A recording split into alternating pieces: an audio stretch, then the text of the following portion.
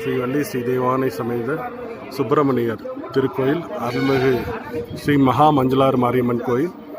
இங்கே தியான மண்டபத்துக்கான திருப்பணி இன்று இனிதே நடைபெற்று வருகிறது.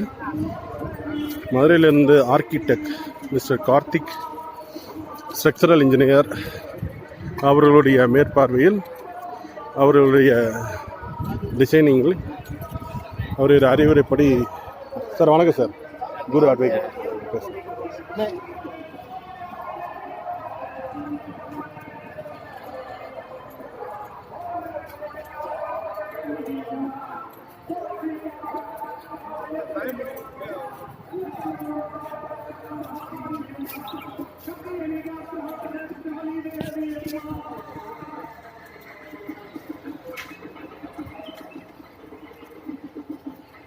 சாமி கும்பிட்டுருவோம்.